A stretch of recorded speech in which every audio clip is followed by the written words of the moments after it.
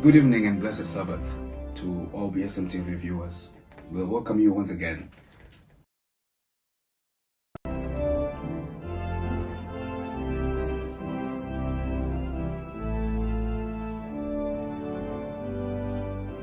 Good evening and blessed Sabbath to all BSMT viewers.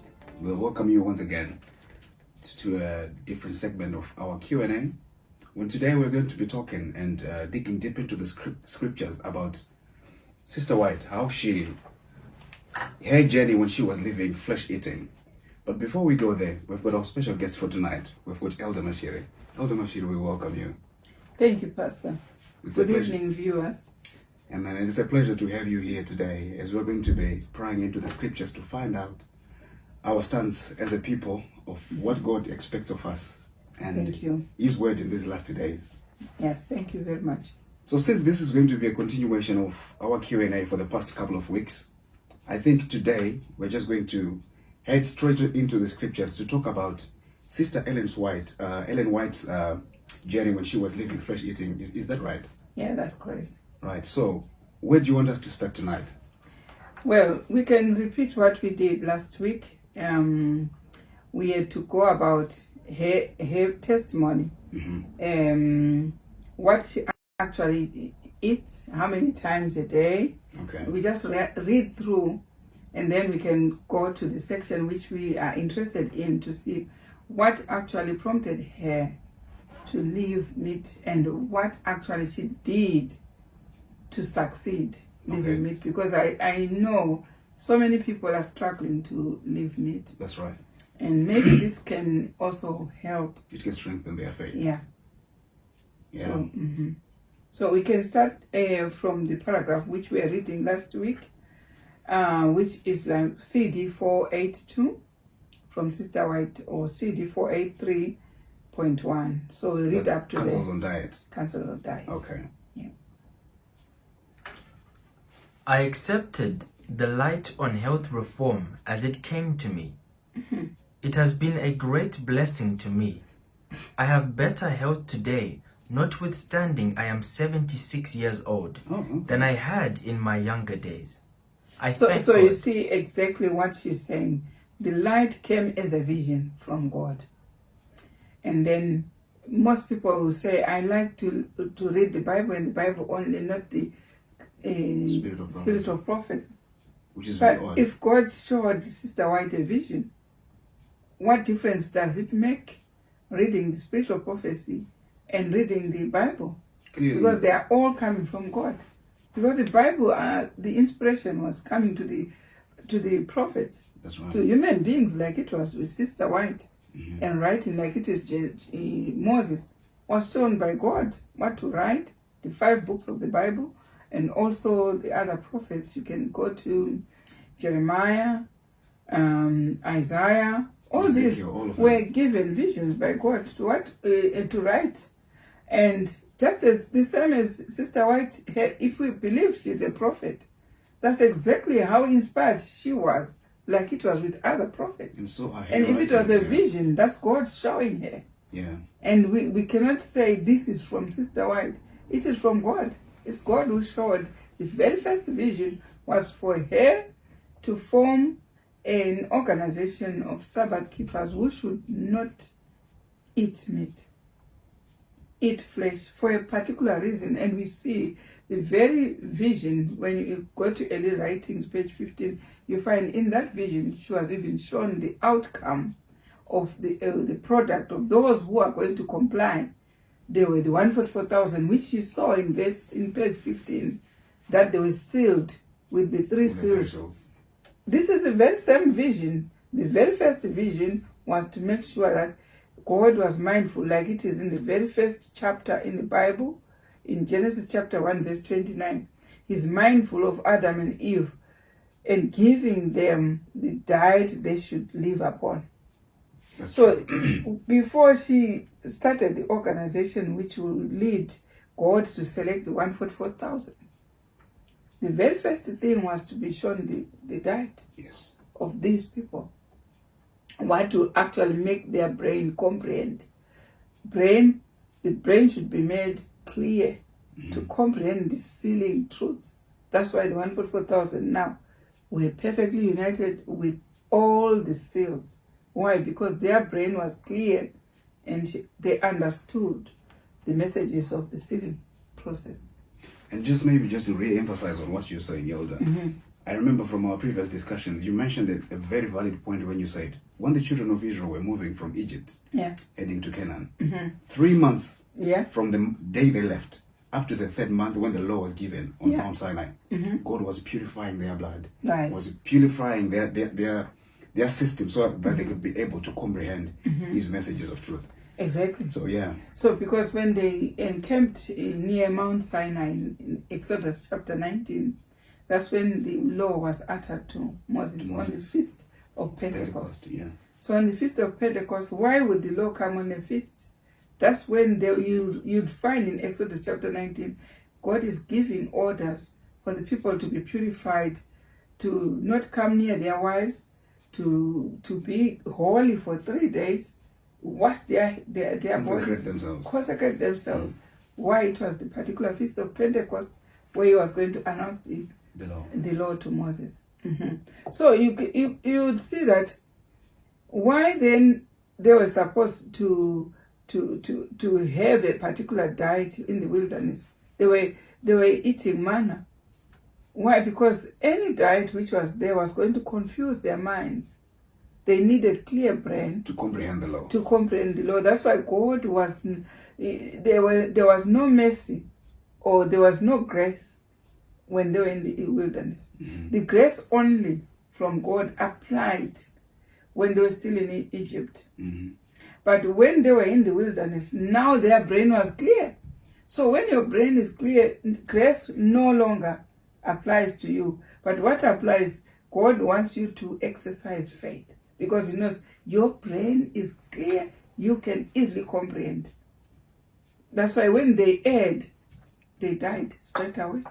But yet, are you telling me that when they were in Egypt, they were not erring? They were. They were, but they were under grace. But when they were in the wilderness, when they erred, they died. Simply because their mind now was so clear to comprehend the truth of God, they comprehended all the laws that God wanted to keep. They were keeping the commandments, they were keeping the feasts, they were the statutes, which are the judgments also, and also they were keeping a testimony, a living testimony, which was Moses. So those 4 laws, they don't just come when we don't have a prophet. They had a prophet. So those 4 laws were given. But when we don't have a prophet, even the laws are not given to us. That's why people just believe anything. They just bring anything without any reference to the Bible, because there's no prophet. So, Elder, am I right to think that whenever God is starting to do a very large, mighty work, the very first thing He teaches His people is health reform? Health reform first. Otherwise, we won't be able to understand what He's saying. That's why He commands that not even a single minister should eat flesh. Why? Because it needs to be pure. He needs to have a clear mind so that he can manage the work. Can disseminate information to the flock. Yes. Not to hear God in strange tones. He should actually hear what God wants. When he reads the Bible, he will take the truth and bring to the people. And the people can easily tell you that when they have a minister who is a vegetarian or temperate, they actually view him different from those who don't. Why? Because who don't eat meat. Who eat meat. Why? Because that one is clear. The brain is clear. And it's quite different from those who are still eating meat. Why? Because their character, their brain, everything is different. I like the word you used. You say temperate. Temperate, yeah. I like that word. That's temperance. It means controlling yourself. When your mind says, it's this, you say, no, God doesn't want. Dress like that, no, God doesn't want. You're regulated by the law. You are regulated by the control of divine principles. Yeah. So now we are seeing here on this one, Sister White, she is relating to us how health reform came to her. Yes. It came to her through a vision. So each time you see, even when we were talking about Daniel, the very first chapter of Daniel, these boys were taken from the captives, Israelites who were captivated by Nebuchadnezzar In Babylon. in yeah. Babylon. Mhm. The very first chapter is them introducing what diet they have. So you can see in chapter 1, Daniel chapter 1, when Nebuchadnezzar wants to select from these Israelites the boys who he can rule with. Mhm. The best of them. The best of them. So he also selected the best diet, which was best to him. Mhm.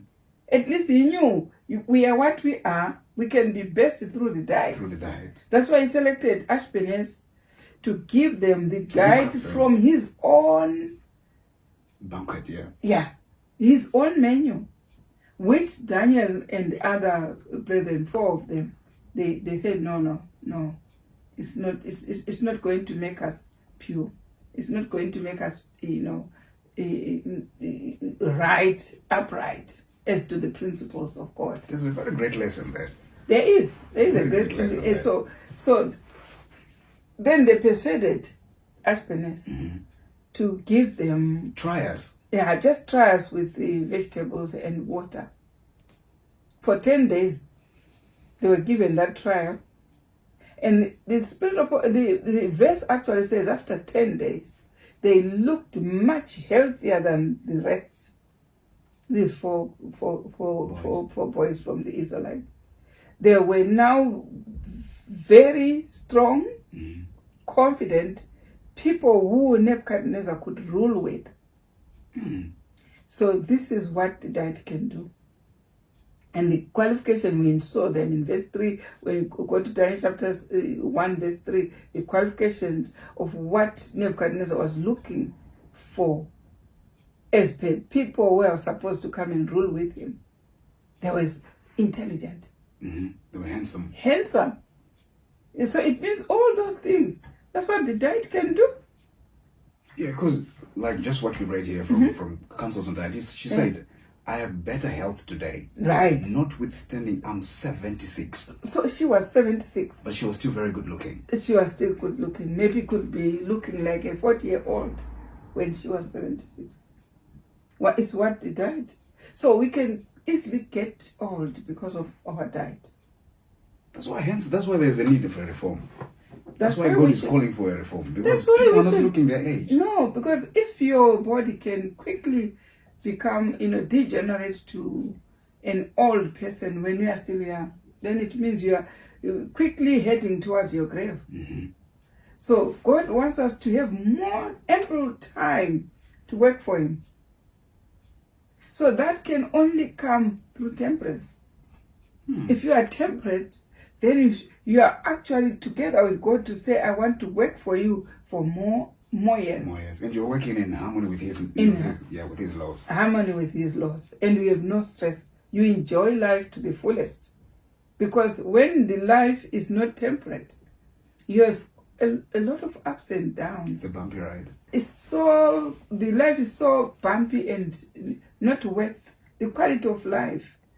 It's not worth living. And to be very frank, I think the best investment you can do is to invest in your health. If there's something that you can expend much money for, It's health. it's health. Yeah. Health.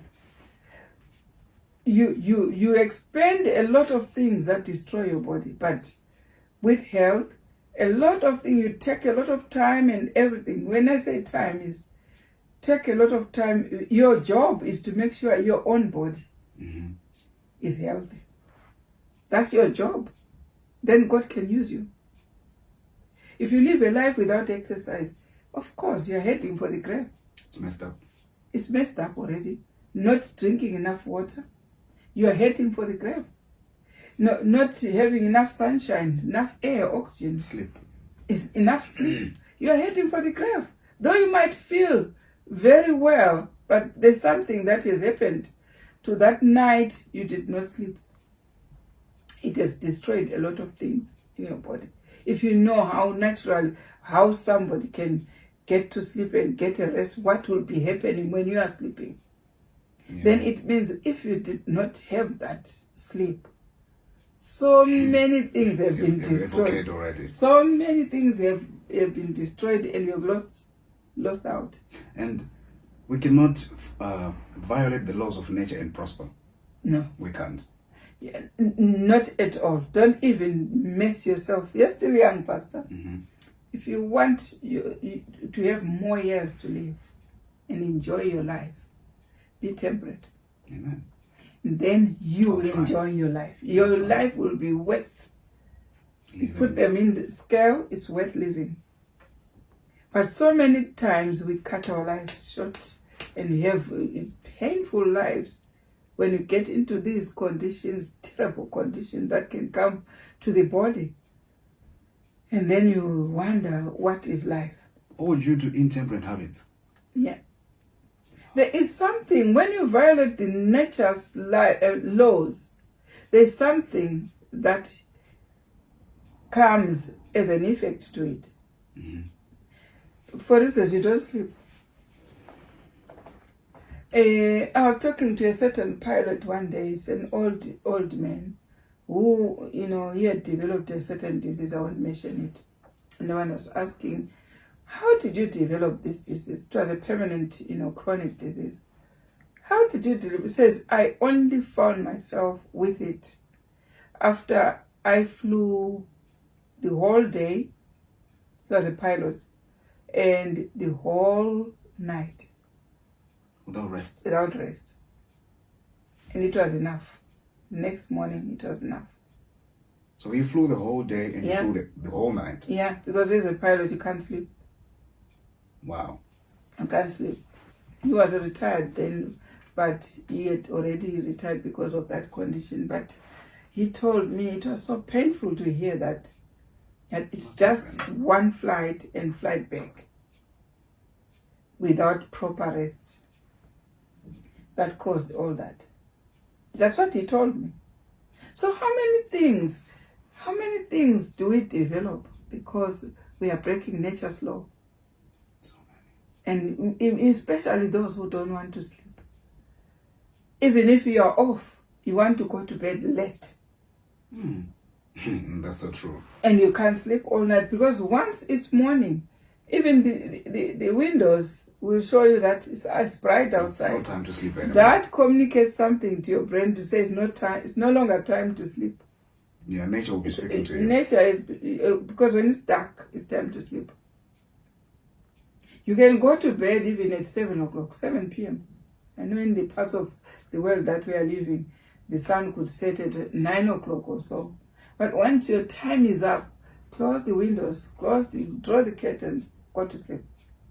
But Elder, we are now so used to the abnormal now. Because now we have normalized what is abnormal. And everyone just thinks it's okay. No. Because everyone is doing it. Especially those who have too many hours on the gadgets. They are one of the Consuming much people time. that are, leading themselves step by step. The animals have a short lifespan.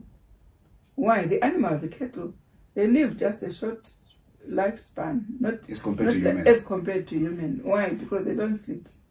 They don't sleep. And when you don't sleep, next thing, because so many things in your body are dying without you noticing. So these vital organs, they need our attention. They need the proper rest. They need the proper adequate care, adequate drinks, the proper food. You might eat those food that make you enjoy, but without even reasoning what the food is going to do in your body. So it's important. So let's go in that, run through that paragraph. And then we can go now to her experience, how she now left the meat. Yeah. I have thought for years that I was dependent upon a meat diet for strength. I have eaten 3 meals a day until within a few months. It has been very difficult for me to go from one meal to another without suffering from faintness at the stomach and dizziness of the head. Eating would remove these feelings. Okay. I seldom allowed myself to eat anything between my regular meals, and have made it a practice to often retire without supper. But I have suffered greatly for want of food from breakfast to dinner, and have frequently fainted. Eating meat removed for the time these faint feelings. I therefore decided that meat was indispensable in my case. Okay. But since the Lord presented before me in June 1863 the subject of meat eating in relation to health, Right. I have left the use of meat. For a while, it was rather difficult to bring my appetite to bread, for which formerly I had but little relish. Right. But by persevering, I have been able to do this. I have lived for nearly 1 year without meat. For about 6 months, most of the bread upon our table has been unleavened cakes, made of unbolted wheat and water, and a very little bit of salt. Right. Wow. Wow. So you see, this is how she is. Now let's go further where you're reading. We use fruits and vegetables liberally. I have lived for 8 months upon 2 meals a day. Right. I have applied myself to writing the most of the time for above a year. Okay. For eight months, I have been confined closely to writing. My brain has been constantly taxed, and I have had but little exercise. Yet my health has never been better than for the past 6 months. Right. My former faint and dizzy feelings have left me. I have been troubled every spring with loss of appetite. The last spring I had no trouble in this respect. Our plain food, eaten twice a day, is enjoyed with a keen relish. We have no meat, cake, or any rich food upon our table. Right. We use no lard, but in its place milk, cream, and some butter. Right. We have our food prepared with but little salt, and have dispensed with spices of all kinds. We breakfast at 7 and take our dinner at 1. It is seldom I have faint feeling. My appetite is satisfied. My food is eaten with a greater relish than ever before. Wow. Wow. So this is what she was. We are reading it for the second time because we did discuss about it the last previous week. time, yeah. Yeah. So that's how her life was. But we want now to go to to see exactly how she left meat. Yeah, we want to know. Because some want to people know. say it's really lovely to hear what benefits come to us when we leave meat, but how do we live it? So it's by reading to understand how others also left They've done meat. it. Because people have left the meat differently. Some in different ways. We are not all the same. No, you know. But now we have a prophet, Sister White. We want to find out how she actually left. Flesh eating. Some people might copy her way. It might benefit them. Yeah, because truly speaking, most people want to leave meat. But the will is there. But They know how. how to do it, the strength is not there. Yeah. So sometimes it pays to listen to other testimonies, how others left the meat. So I think It might strengthen your case. yes, it Yeah. might. So let's read from CD 483 and 483.4 as well as we continue. The battle. Yeah, when it says the battle for victory, that's the topic. All right. 4835 CD. I have not changed my course a particle. I have not changed my course a particle since I adopted the health reform. Right. Okay. I have not taken one step back since the light from heaven upon this subject first shone upon my pathway. So you can see, I was talking to somebody who told me that the way she stopped eating meat for a full year, and then visited her parents and found that the parents, they killed a goat and said, we have a special meal because our daughter is coming. So it says, even when they were, back at home, how they do with the intestines, the stomach, the lining, the villi, they prepare it specially. All the inwards. She could see even the pimples, black pimples on the intestines. And she was saying, this intestine is so full of black pimples. You could see these are diseases, something.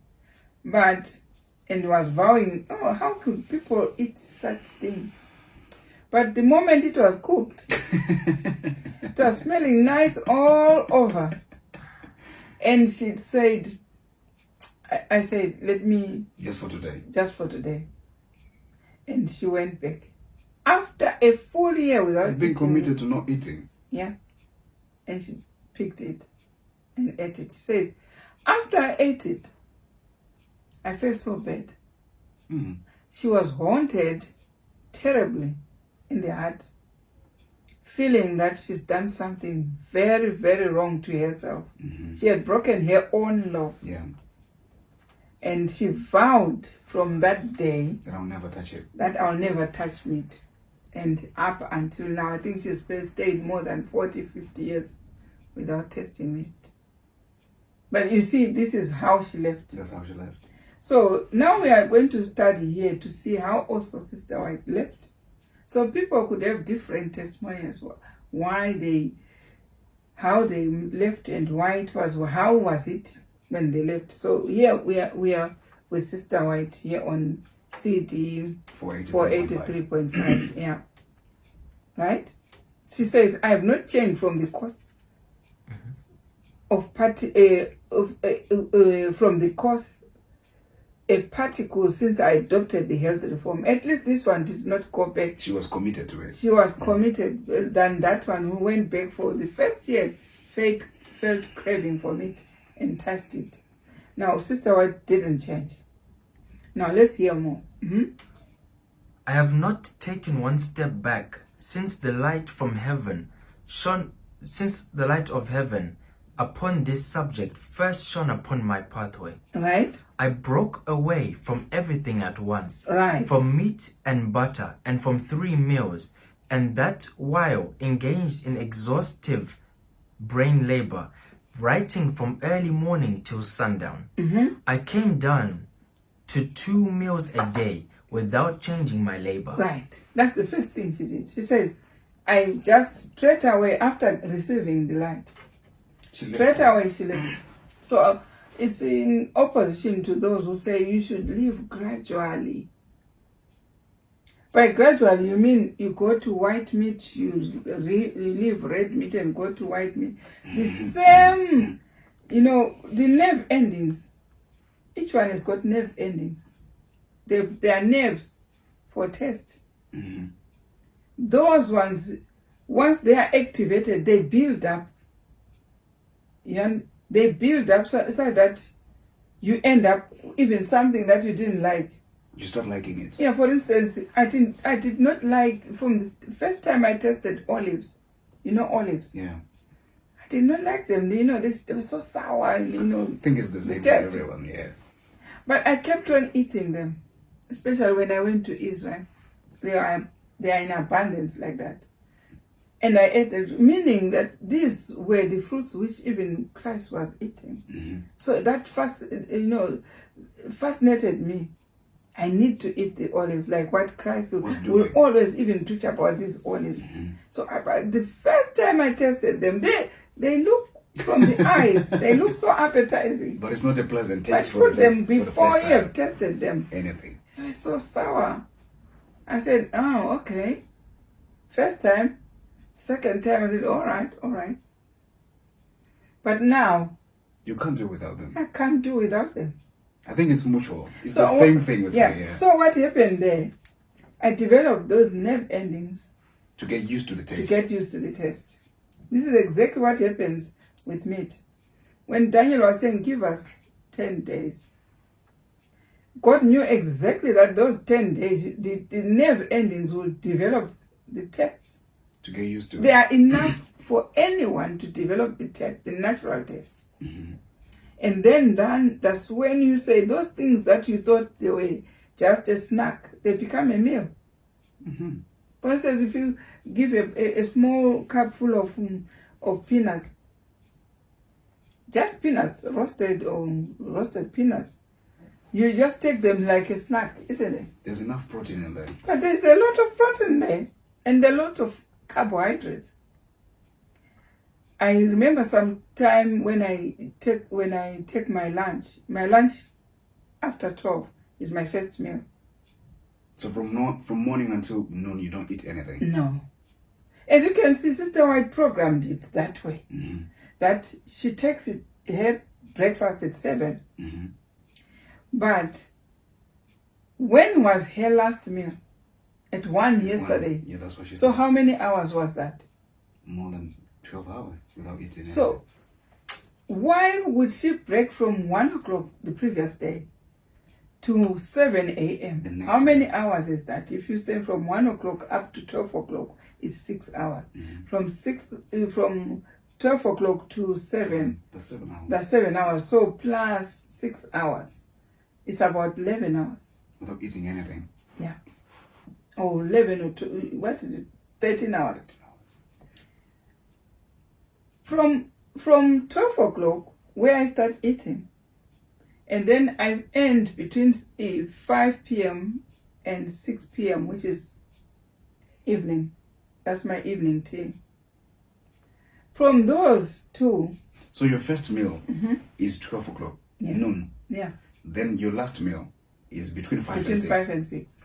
until the next day. That break from 6 to the next 12 o'clock the next day is very important. That's what gave her more time to live. That very break. So in a way, we are saying people, cut short their life when they eat too much and frequently. We are violating this law of living No, long. it's not a law. This is her preference. No, I mean the law of living long. Because Yes. we can live long by eating Because right. there's a lot that happens in the gap where she does not eat. There's a lot. There's a lot. Why? Because when you eat, some of the food goes into the villi. The stomach has got villi. So some of the food goes into the villi as plaque. Plague which accumulates there.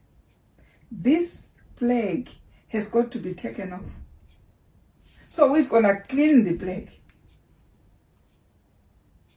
If you continue eating, that plague is lying at the base of the villi And it continues to increase. and it continues to increase. What is it bound to cause? It's going to cause a lot of problems. Why? Because it's the very plague which is supposed to be taken off. Once it is not taken off, it's not being digested, it's not being taken out. So give the stomach enough time to digest until it removes the plague in From the underneath, From yeah. underneath, all gone. So the only thing you can help your stomach is drink clear fluids to help it clean off the plague there. That plague is the one that is causing a lot of diseases. So this is why we have to space our meals to give right that the digestive organs should clean and finish. We've got our own doctors in our system. It's our own doctors, medical doctors in our system. The one that take control of the food that we eat and start processing that food so that it knows that this is protein, it goes Needs to go there. that way. This is carbohydrates, it goes there. This is excess stored in the liver. This is what is needed in this corner of the body. These are our doctors in our system. Yeah, we are fearfully and wonderfully made. So when we give a break, we actually make these medical doctors To do their job. do their job without interference. Yeah. But if you keep on taking willy-nilly, eating in between and snacking, you're disturbing your very doctors there. So what will you do? You will need external doctors. Go to hospital. When you have this disease or that disease, go to hospital. It's being caused by this plague which was not correctly emptied from the villi. Now the secular medical doctors, now they have to cut you now. Just to And take out the sometimes excess. they're being cut in a gastric band, whatever. Because what happened to this excess glucose, which cannot be stored by the liver? They are just dashed even on the abdominal wall. That's why we have belly fats. Belly fats will come up, Because the body can't do anything and the anymore. liver can't store it, so it needs extra places to reservoir for the fat. Wow. So if we continue eating and eating and eating and eating, even our structure, our body, It's deformed. it's going to have it. So we need to take care of our bodies as it was created. We've got a massive job to do. There's a massive job. So I understand Sister White correctly when she says, I have 2 meals, and she breaks at 1 p.m. And then eats the next day at 7 in the morning. So this gap, you understand what it is doing. So me, I finish at between 7 and 5 and 6, right? So from there onwards until 12 o'clock next day, Nothing. everything has been cleared. All I do is drink and all the system goes well. And you live a good life. And someone will say, I'll be very fainty. I will faint of hunger. And talking of hunger, the body is wonderfully made. Would you believe after finishing my meal at 5, and then the whole night I didn't take any meal except drink, which is water. Because my only drink is water. Yeah, some people say, oh, have a cup of tea or whatever. I've never met it in the Bible. The only drink I met in the Bible is water. And there is no drink which is better than any drink than water. This one, yeah. It's got nothing, natural medication. nothing for the body to digest, nothing. It goes only to supply the need of a drink, the need of water, of a drink just goes to add on to the water supply which is needed by the bloodstream. We've got a lot of water in the bloodstream. That's where we drink this. But if you take it with too much sugar and, like people just can, like that, without even reasoning, how many sugars are we putting onto already the system which is clogging with excess food, which the end product of that food is sugar or glucose. Then You keep topping up. you keep on. How many sugars are in that Piling up. drink? But it is so reasonable after taking all these foods and then only have water to dilute these carbs, to dilute the carbohydrates. It's quite reasonable than to add some more sugar where there was sugar left by the previous meal. And it's very sad because people do it without even thinking. Yeah, because of taste. Yeah, it's That's all why it about- is very hard to depend on taste. It's very deceiving. It's very deceiving. You think you're doing something and you're making it worse. And on top of it is you're piling sugar. And when you pile that sugar, you cannot even exercise. You are actually living a wrong life. Why? Because that sugar we are taking from normal food, right? You need also to exercise. To burn it up. Why is it stored in the liver? When you exercise, the liver continues to convert the sugar, the glucagon back to soluble sugar so that you have energy. So in the morning when I wake up, after all that night, no meal, after my meal is 5 o'clock, would you imagine I would just, when I wake up, I'll walk or jog or do everything before my first meal. Drinking water still, 2 glasses initially. As soon as you wake up. As soon as I wake up, 2 warm glasses. And you still be having strength from the previous meal. Yeah. And I walk and I jog. So what about these people now that come and say, I feel very faint, I feel very It's because the brain can tell you all sorts, whatever you want. The brain, you test that body. I jog, I walk, I do everything before my first meal. Waiting for the 12 o'clock now. 12 o'clock, to have your first meal for the day. Yes, I have my first meal, and it's quite nice. The first meal, you enjoy it. Because you're hungry for it. Wow. So why is all that? So what have I been using all this time? Those stored fats, the stored glucose has got to be used. Why you store it and continue to add more and add more? Without using it up. No, you have to. It's your storage. So that's what continues to come back when you are using it. And exercising and breathing in more oxygen, and the body needs that. Then when you sit down, 12 o'clock, meet your dinner, you eat. Whatever you want, you eat. That's your time. That's why it's called dinner. And to be honest, now I can clearly see, we've been accustomed to the wrong ways of living. You can have, like it was with Sister White, she had breakfast at 7 o'clock. You can have it. But space your next meal, which was from 7, she goes to 1 o'clock. To give an allowance to the body. Allowance to digest. Mm-hmm. And then from 1 o'clock, that's her dinner. Dinner, it means that's where even your metabolism is at its peak. Because it's ready. It is 100%. Mm-hmm. And because we were talking about the melatonin. Yeah. Melatonin is a hormone which is secreted when the sun rises. Mm-hmm. And when the sun sets, it's gone. It's gone. So 5 o'clock is still there. The sun is still there. And you're having your last meal. Your last meal should be something not too heavy. You have your heavy meal at dinner time. 1 o'clock, 12 o'clock. That's the time for your heavy meal. And then sunset, have light meal.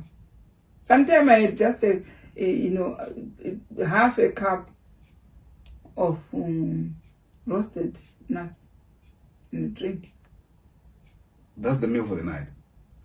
I think I'd like to believe there's actually one right now who's streaming live, who's thinking they probably eat around 9-10 in the evening. They have to meal. I know I'm not the only one who's thinking about that right now. Because most people, mm-hmm. we've got busy lives, we've got all these things. You go to work, you come back home, you're tired. Mm-hmm. The only thing you want to do is you eat a very large meal before going to bed. Well, it depends on your lifestyle. If you want to make that late meal a heavy meal, then you're even controlling your sleep. Yeah, because now you won't sleep. You won't soundly. Have a peaceful sleep. Yeah. I love my sleep. I sleep like a log. Especially when I exercise in the morning. I do have my dinner, nice dinner, and light meal sunset. When I go to bed, even at 7 or 8, flat out like a baby. Sleep like a log. And I know, come morning, same time, the body will tell me it's time to wake up, and I will be fresh. I'll wake up. It's a matter of just programming your life. This is how Sister White programmed hers. She took breakfast 7 o'clock, and 1 o'clock was her last meal. So somebody will say, oh, that's a killer. But the body is made in a way that you program it. Mm-hmm. And it will salute. Stick to that. Whatever you program it. There are some people who use the bathroom anyhow. even when you are somewhere, you want to use the bathroom on number 2. It means your System, system is not well programmed. You should know that I need number 1. Number 1 is not programmed, it comes anyhow. But number 2, you can program it, and the body will follow. Yeah. Will Because the follow. body is very loyal. If you say, when I get up in the morning, drink my 2 warm glasses, number 2, you can start coming out. I'm still private in my own home and not bothering anyone. That's it. And the body will follow just that. Not you are at work, everyone is there, near the lounge, there's a toilet there, and then you go there and everyone feels you. You need to program your life. You need it. Because once you program it, the body is made in a way to be very faithful to what you have programmed. Absolutely. There are some people who have problems in portioning meals. Okay. Yeah. I did give somebody just a portion of meal to have to eat. And he says, oh, that's my, that's my first, sometimes we eat with hands. Yeah. And in my language, they say msuwa. Okay. And I said, that's one msuwa. That's one msuwa. So because I need to eat more. I said, how much do you eat? He said, no, that one is just a starter to me. Oh my days. So it means his body was programmed to have large amounts. Yeah. The body, even the stomach, can shrink to nothing. When you just put a small thing like that, the stomach will say, yes. That's what we are used to, and we'll stick to that. And by consistency, the body gets used to it. It gets used to it. Sometimes when you say you are hungry, it's only that it's your body telling you that at this time we normally have a hefty meal. Having a hefty meal, yeah. But so you ask yourself properly, you find you are not hungry. It's just a timetable which is in your program. And the mind is reminding you. Ask yourself each meal, am I hungry? If you are not, you better not take. So this subject of temperance, it's a lot. Yeah, it embraces like a lot. It goes even to checking how many times you eat, how many times you sleep, how many times. When do you sleep and when do you wake up, and the body will just program it in a nice way and follow the program. And you live long. Yeah. Because when you read about all the patriarchs in the Bible, they used to live for hundreds and hundreds of years. Mm-hmm. Why? It's because they understood that this is the only tip on how to behave. Yeah, but mind you, those people in the Bible, they didn't even have television, all these things, to watch movies and whatever. This all came with us so that we don't sleep. Yeah, because to be honest, people binge watch Netflix and sit for days and hours without even thinking about it. Then if they forget their time to sleep. And you can watch all those things, it's fine, as long as you program your time. Don't go beyond your program. Like, for instance, somebody phoned me, it's about 7 o'clock in the evening. And because the sun is still there, and says, oh, we are passing through your place, we need to see you. It was almost my time to go to bed. And I said, no, sorry, I'll be sleeping. Mm-hmm. They said, are you sure? I said, yes, that's my timetable. Mm-hmm. Otherwise, you could have said, okay, pass through, and then you start talking and enjoying. It's midnight. You still, wow, at midnight. No. You have to program your life. That's temperance. Now here, Sister White is telling us exactly how, where were you reading? Start from where you left. So you see how Sister White programmed her life. She was eating all those stuff that she's talking about, and also she had 2 meals a day, which finished at 1 o'clock. That's her program, and her body followed. Yeah. Mm-hmm. That's what you follow. I have not changed my course a particle since I adopted the health reform. Mm-hmm. I have not taken one step back since the light from heaven upon this subject first shone upon my pathway. Right. I broke away from everything at once, from meat and butter, and from 3 meals, and that while engaged in exhaustive brain labor, writing from early morning till sundown. Mm-hmm. I came down to 2 meals a day without changing my labor. Right. I have been a great sufferer from disease, having had 5 shocks of paralysis. I have been with my left arm bound to my side for months, because the pain in my heart was so great. When making these changes in my diet, I refused to yield to taste and let that govern me. Shall that stand in the way of my securing greater strength, that I may therewith glorify my Lord? Shall that stand in my way for a moment? Never. Never. Like there was one relative of mine. He had gone to hospital several times in a year. Sometimes a mild stroke, a mild, high blood pressure, sugar, cholesterol, everything was all over the place. I said, the only thing I can help this relative of mine is explain about the diet. I only asked him to remove the other meal. How many meals was this person? He was having three meals.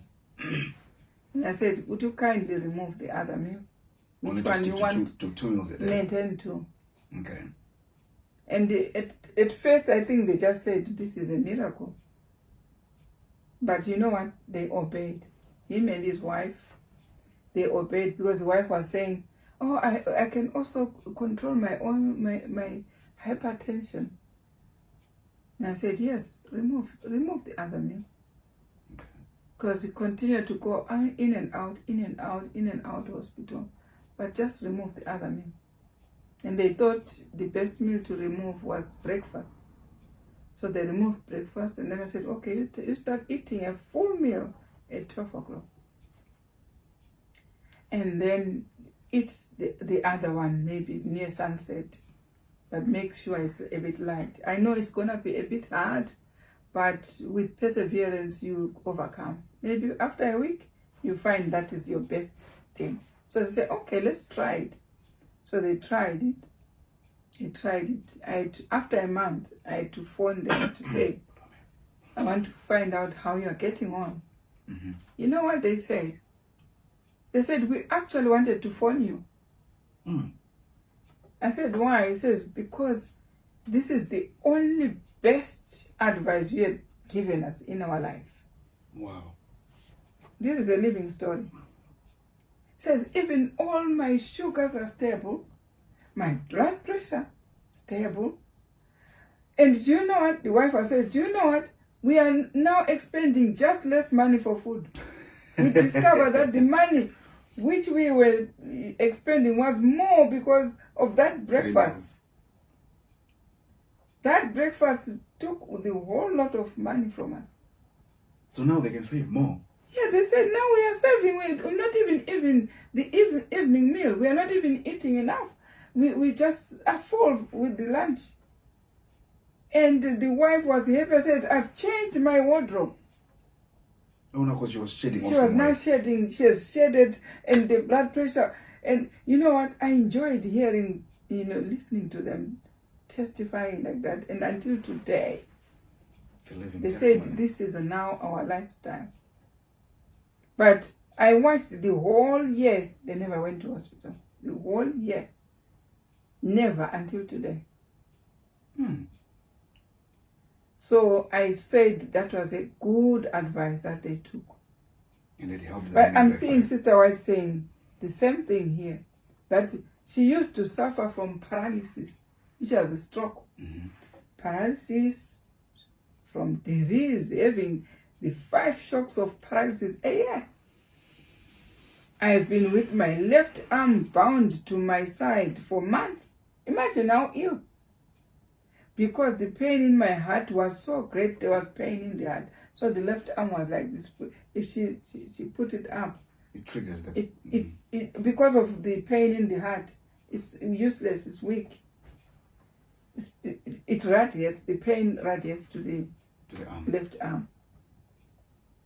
But when she just organized her meal, that's what she's saying.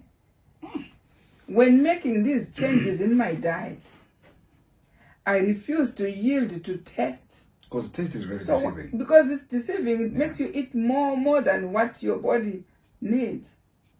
And that's how people end up having all these sufferings. And if you look at it even from a different angle, you see taste is very deceiving in a way that everything, some of the stuff that we eat, they do not even have any nutritional value. Yeah. But because we're just craving something sweet, something this, and we keep on. And you don't even watch your belly. You don't. Your belly, because the excess fats are deposited in the belly. Belly fats. So it only is you have to change your meals. If it was large, put a smaller portion. And if it was several times you are eating several frequently, reduce the number of meals. You've got a great way to go. Yeah. So here we say, shall that stand in my way for a moment?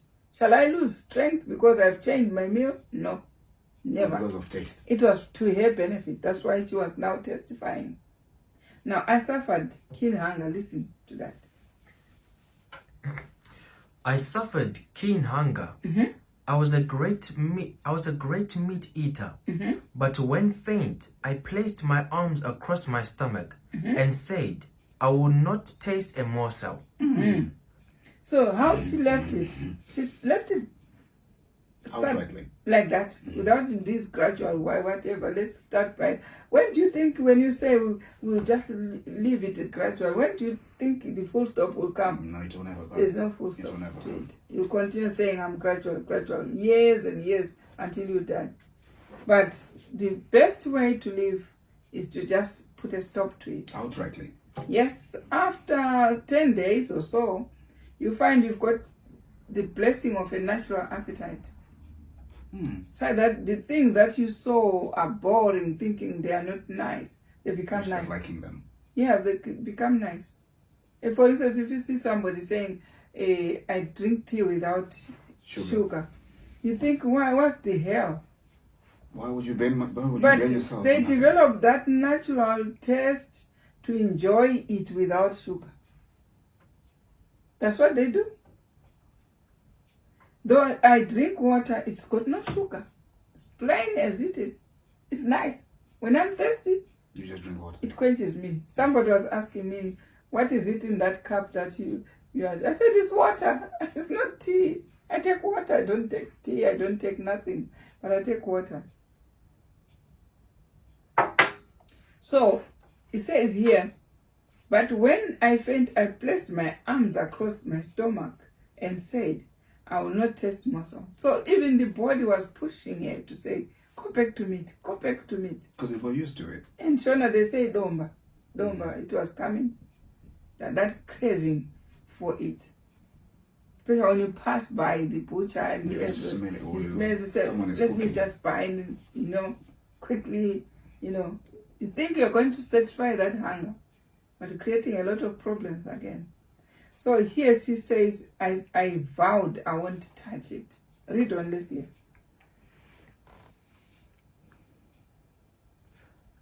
I will eat simple food, or I will not eat at all. Right. So she vowed to say it was only the simple food. Or she won't eat anything at all. But she won't eat anything at all. Bread was distasteful to me. I could seldom eat a piece as large as $1. Right. Some things in the reform I could get along with very well, but when I came to bread, I was especially set against it. When I made these changes, I had a special battle to fight. The first 2 or 3 meals I could not eat. I said to my stomach, you may wait until you can eat bread. In a little while, I could eat bread and graham bread too. This I could not eat before, but now it tastes good, and I have had no loss of appetite. Right. So she had to have a particular type of bread, which she knew was not going to, destroy her body. So it's a matter of principle to tell yourself to say no. If I say no, it's no. If I say no to sugar, it's no. No is a no. I can't compromise on what I've set myself as a principle. Otherwise, that's being weak. So does it mean that by living flesh eating, are we killing the natural taste or the natural appetite, or how can you explain that? Because from this testimonials that you're giving us, Right. the moment you're going to live flesh eating, definitely there's going to be a change. Natural appetite takes over. Okay. So you are saying, are we killing the natural appetite by eating these flesh By foods? flesh, yeah, by flesh I will foods. answer you with a quote. Let's go to PT UK, November 1, 1894, page 702, first paragraph. PT UK November 1, Yeah. 1894. Okay. So if women, If women were to learn something of cooking and understand how to make the appetizing soups and little dishes which promote such happiness among corresponding classes of the continent, there would be less drinking and drunkenness in this country. Cooking takes time and care and is not to be done by one who suddenly, in the middle of an interesting exchange of confidences, realizes that it is nearly 12 and that her man will want his dinner. so that's what happens, especially when you don't reform in that. You don't plan. You just do things anyhow. Yeah, you don't plan your meals. You just realize, oh, it's gonna be 12. Okay, let me do something quick. That's not how life should be. You have to plan, and it should take your time, so that you create what is going to benefit your family. So here, what does Sister White says? The hasty hurrying, the badly prepared bit of something is the result. Right? And the result is also indifference to food on the part of the dinner, and the subsequent flight to alcohol as a compensation. What? Right. So that's why we compensate by other things to make sure they compensate. Filling the empty space. Yes. So that empty space that you thought I should have had something and had it. You know, when we plan for the meal, okay, we can have even a timetable for the whole week to say on this day, We're this eating is this. what we eat, and dinner will be this. On that day, this is that. But come that day, from morning, we should be thinking about our meal. For the day. Yeah, if there's anything that is supposed to be in the meal, which is not there, it Needs should to be what? bought. Or if you have got a garden, it should be there. Don't say, I've cooked it, but there was supposed to be this, but it's not there. You know, it should take your whole brain to say, this is what the body needs. So this is what I've planned today. Go further to one book which says MEDM, so that we answer that question. February 1904, page 38.1. One need not be very old to remember the time when the term health reform was more common than almost any other. Right? It was. It was rare to find a member of the denomination who was not professedly a health reformer. So in her time, it was fine to find, it says it was rare to find a member of the denomination who was not professedly a health reformer. It was odd. It was rare.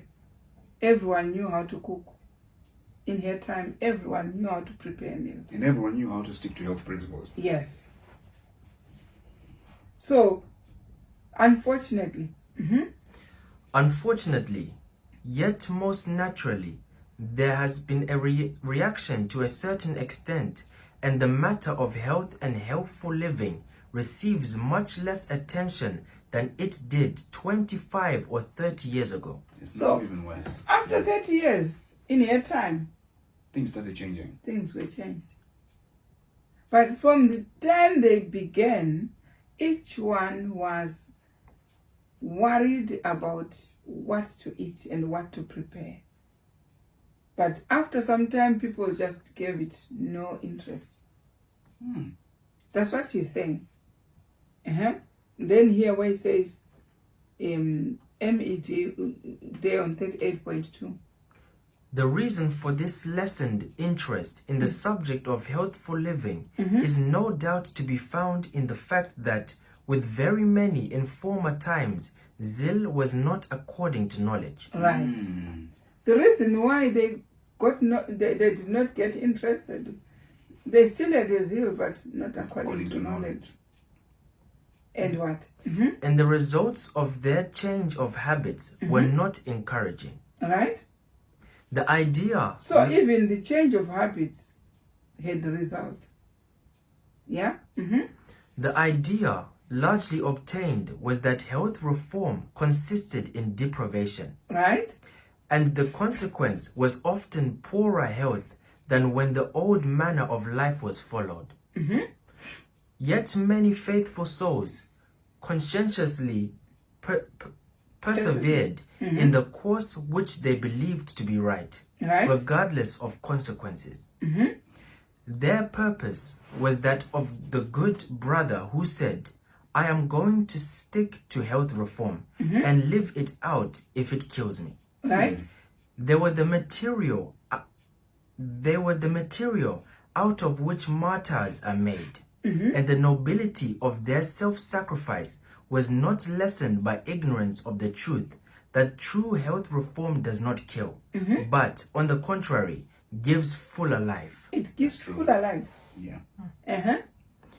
If, with more correct ideas as to what constitutes health reform, the younger generation had the determination that the older one had, Adventists might be as a body the strongest people on earth, right, and be for signs and wonders in the world. Right. If this course is pursued, then the Adventists who follow health reform should be the strongest people on earth.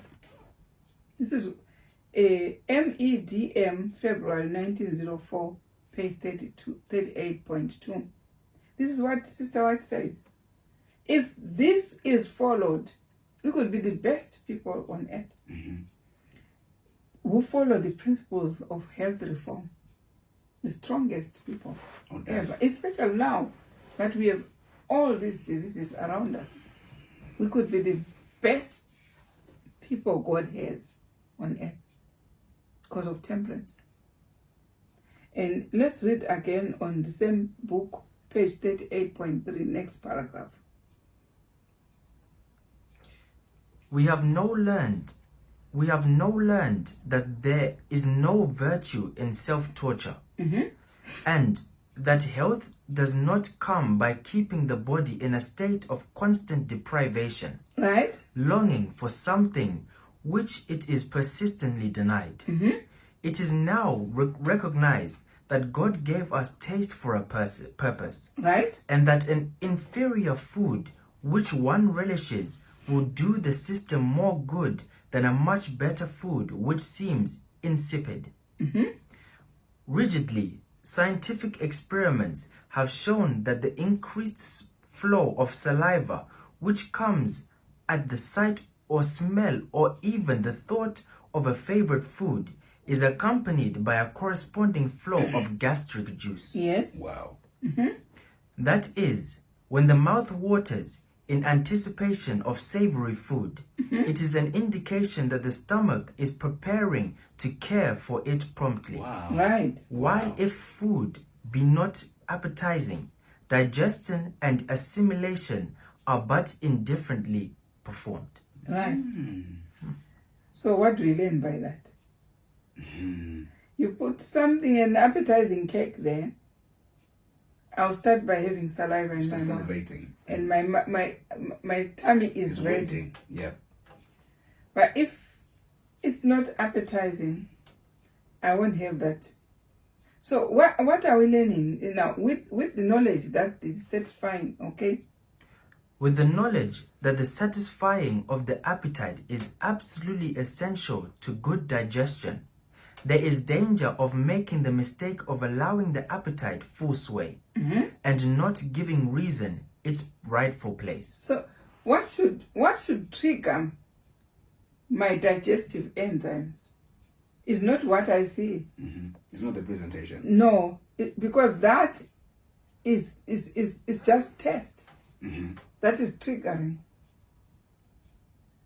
But here we are being told that with this knowledge that the satisfying of the appetite is absolutely essential to good digestion, there is danger of making the mistake of allowing the appetite full sway and not giving reason its rightful place. Instead, when the things are on the table, start reasoning. As soon as the food is in front of you. Yeah. Okay. You might find something very appetizing, very nicely prepared, but when you reason, you say, no, I won't take it. So instead, you should give space for reason. But because it's appetizing, many don't give time to reason. They get onto it because it's appetizing. Appetizing. But the reason is telling them that you take this, it's against your body. But because it's appetizing, they don't give time for reason, they take it. Okay, so basically what I'm getting here, Elder, back to my question. I had asked that living flesh eating, does it mean that we are destroying the natural appetite? The answer is no. Meaning, if you are living flesh eating, we are now actually getting used to the natural appetite. Right? Am I right? Right. Not only, you are now getting used to relying on reason Okay. than rely on appetite. Appetite. So Oh, we have okay. two people here, Pastor. Okay. Someone who relies on appetite. As soon as they see something appetizing, They go don't for it. even reason, they just take it. Okay. And then we have somebody who relies on reason. They are all on the same table. One is reasoning that this is not right. The other is saying, no matter reasoning, let me have it. These are two people. That's true, right? So what is that person who is reasoning doing? He's still got that appetite for the meat, for the flesh. We have it. But reason say no. So that's why somebody will eat the flesh there while you are watching. Because you've already told Why? yourself Because you're not you having have trained yourself to depend on reason, reason. not on appetite. Just to hold you right there, Elder. Since you said it's reason now, which has got full sway over the human being, is it the same reason now which says you can eat something, like you said you had no good taste for olives, Yeah. right? But reason has told you that because of the nutritional value, you need to get used to it. Right. So the reason will now expand and say, because now the dendrites are forming because you are reasoning. The nerve endings are forming, and they are also assisting the reason. So those, because now you took it yesterday, you are taking it today, you are taking it tomorrow, it's also, the nerve endings are also developing that test for that thing that you didn't want. But also the reason is being assisted by the nerve endings. That's how you overcome. There's a mysterious science right here. Yeah. Wow. That's how you overcome, because those who were dependent on taste, on appetite, It's deceptive. will remain there until they start reasoning. So that's why they are readily available to take anything. Because they don't think. They don't give, the thinking starts and they wind it off. They ignore the reasoning They ignore it. and indulge with the appetite. Because the appetite is now foremost, you are salivating already, and You your can't stop enzymes, your intestines are getting ready, your stomach is getting ready to accepting what you are seeing. So you have gone much to be a slave of that appetite. Oh. Whereas when you stop, think, reason, then you say, no, instead, let me have this. And then while you constantly have that, your body is also registering what it should have. And these nerve endings, which are the body, they are registering what you should be having, and something is being accepted by your reasoning, and that's how you overcome. It's a massive battle. And it's still, it's the same when you need to cut your portions. Your reasoning says that portion is too large for my liver or my pancreas to secrete insulin enough To deal with this. to deal with that and convert that sugar to glycogen. So let me cut it so that my liver works well. I can assimilate this better, yeah. So it's still the reasoning. So because that reasoning now is formed, you are now listening to reasoning More than to appetite. more than to appetite, you overcome. Do you know what I'm thinking right now? Mm-hmm. How many people are depending on appetite rather than on reason? Oh, That's why there's so much indulgence from anywhere the and flood everywhere. of Noah. It has been worsening. Yeah. It's the same as indulging in breaking the law. The law. Okay. The most law that is broken nowadays is the The seventh law. seventh law. Thou Adultery. shalt not commit adultery. You stop and reason. Before you do it, Yes. If you give attention to reasoning, you won't do it. you won't do it. That's how people overcome their reason. That's a very interesting dimension. Once you reason, you walk out of it. Yeah, you tell yourself I'm not doing this. And But then there you are walk away. some who now the test strengthens their body to say, go for it. They are dependent on how is it going to. The body also assists. The body assists and say, that's good, go for it, go for it. They don't give permission to reasoning. Reasoning comes, but they shut it. They want to do it and finish. Then we have those who say, there it is, the opportunity is there for that act, but I need to reason. When they listen to reason, they overcome. It's the same way with the appetite. Same way. So this is how things go about. The breaking of the law, the breaking of the health laws, it goes about that. Like in the morning, you want to go out to have an exercise. Reason. It's reason. It's reasoning. You wonder, sometimes when I'm running, all the houses are closed, windows closed, everything. People are busy sleeping. Sometimes because it's the time they went to bed, so they still have their 8 hours. And sometimes the 8 hours is gone, but you still want to sleep, especially in cold countries. It's nice to be warm. But it's there again, you need Reason. depend on reasoning. Then when you reason, your body will be acquainted to your reasoning. Yes, you do what is right. That's why the person who wants it, when I'm jogging outside early in the morning, I meet the same people I met yesterday. Why? Their body now has been accustomed to their reason that this is the time. To them, the body follows what you have reasoned. Absolutely right. So those who say, I can't, I tried, I can't, I can't. You know, I have a child who at night told me, Mom, when you go jogging tomorrow morning, we'll go jogging together. Okay. Then I said, oh, really? He says, yes. I said, but you say something at night and saw something in the morning. I said, no, I definitely should. I definitely should. Then it came in the morning, I knocked, I said, let's go. And you know what he answered? Mm-hmm.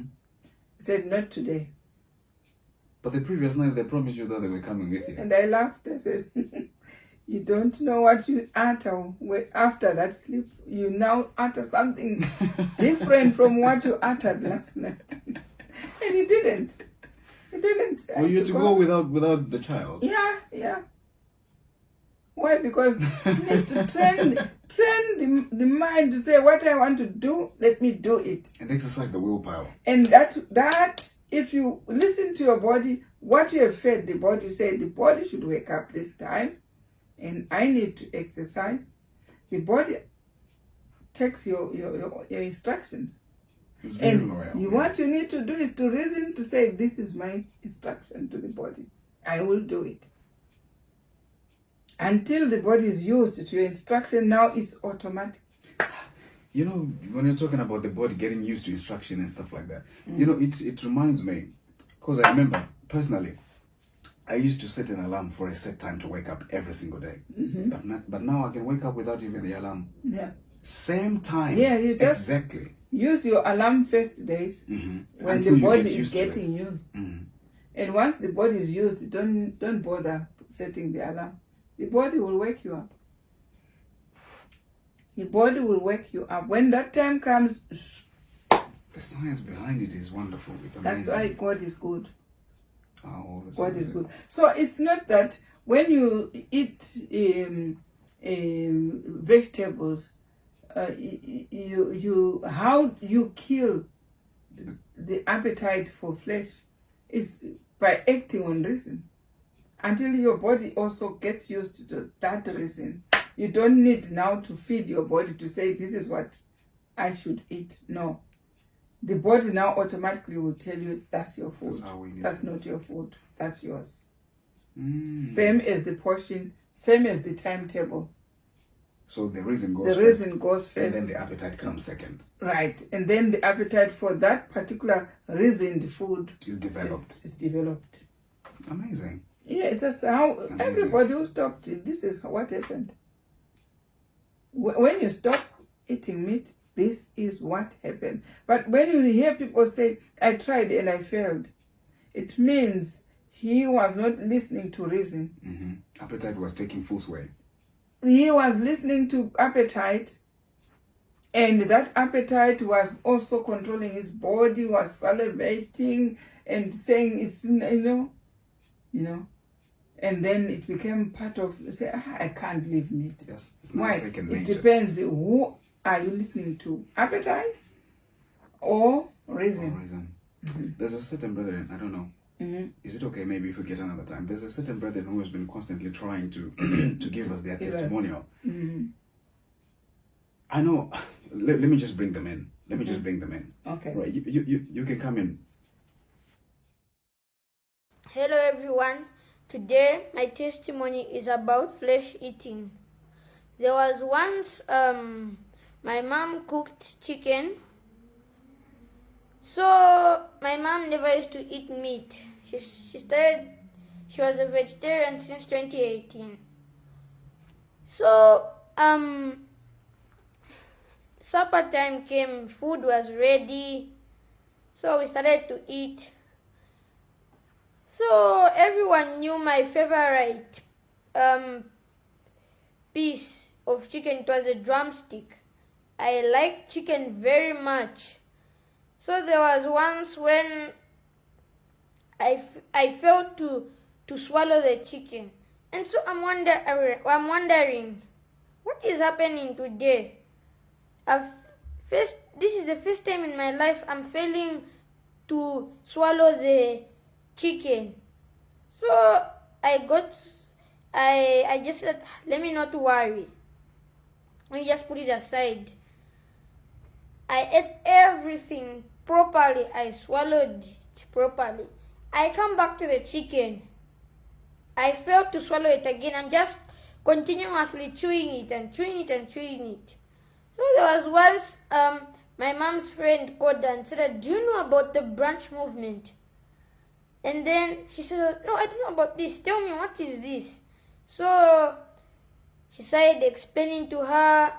Sometimes I would even listen with her. I remember my uncle was sick, so my mom used to nurse him. She used to nurse him here. And then we would be listening to what I would be listening. Me, my father, my uncle, and my mom would be listening what she was saying. And then one Sabbath, one day my mom called me and said, do you know that me, I've joined the branch. I'm no longer going to be going to church because we're learning the truth here, which no pastor was preaching in church. Here, this is where they are preaching the truth. And then she asked me one question, are you going to join the branch? They said, just give me one more day and then I'll tell you the answer. The next day she asked me, what is your answer today? And I said that before I answered, I started to think I should leave all my friends. I was in this club called Adventurers. It used to be a nice club when I was there, but now it's no longer nice for me because I've joined the branch where we learn the truth. And so I'm wondering, so I said, since my mom had already joined the branch, I said, since she has already joined the branch, let me also join the branch. So I joined the branch. So one Sabbath, my mom called me and said, come and listen to this. So Elder Mashiri was talking about flesh eating.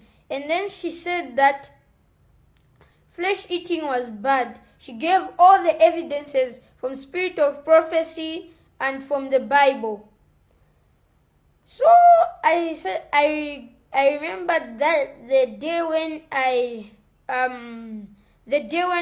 failed to swallow chicken. And then I said that, and then Elder Mashiri said that flesh eating was bad. And then I said, is this true? That's when I said, let me hear more about this. And then she said that she read a paragraph in Spirit of Prophecy which says that meat benumbs the brain. It's not good for our health. She even read one part where it said that God never designed the body to be eating meat, but fruits and vegetables. So I started to wonder, is this true? So when we did listening to what Elder Mashiri had preached, I asked my mom, is this true that we're not supposed to eat flesh? And she said yes. And then from that day, I said that I will never ever eat meat again. So my testimony today was that about flesh, that we're not supposed to eat flesh. So now that I've joined the branch, I'm learning more things. And the things which we are learning, we didn't even learn them at church. So thank you. That was my testimony for today. Thank you very much, brother. Wow. This is a very powerful testimony. Elder. Yeah.